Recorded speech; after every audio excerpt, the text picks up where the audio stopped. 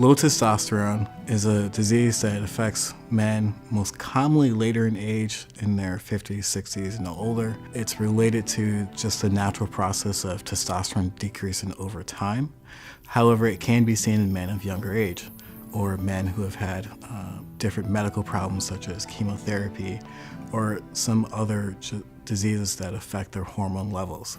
Testosterone is the male sex hormone. It's what gives people their libido, their sexual desire, but it's also important for bone density, make your bones strong and hard, insulin control, which is controlling your diabetes, and preventing metabolic syndrome. The symptoms of low testosterone include poor energy, especially in the afternoon, difficulty sleeping, reduced endurance when exercising, reduced work productivity, reduced exercise productivity, mental effects such as irritability, depressive symptoms, confusion, or short-term memory loss. Those are very general symptoms that can be associated with other diseases, which is why we want testosterone levels to be drawn, blood draws, 2 of them at least 1 week apart, primarily or preferably in the morning. Testosterone normally peaks in the morning and drops off through the day, so we want to see what the peak levels are. After we have our 2 low testosterone levels plus the symptoms that a patient has, there are different treatments for low testosterone.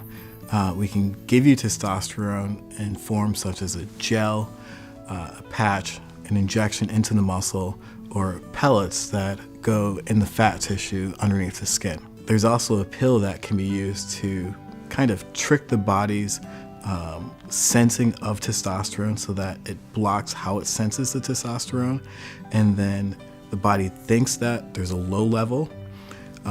It then naturally produces more of a trigger to make more testosterone naturally. So we're not actually giving you testosterone, but the body is making its own from trickery. You want to make sure that you see a medical doctor rather than going to your local, health food store. There's a lot of herbal treatments being sold out there, but we have no idea what's actually in that medication. There could be things that could be harmful to your health. So you want to make sure you're in proper medical care with somebody who specializes in treating low testosterone. There are advertisements out there for injections, but you really shouldn't jump right into injections. You should see a urologist to see what exactly your problem is, and you may not need injections right away. It may not be the source of your problem.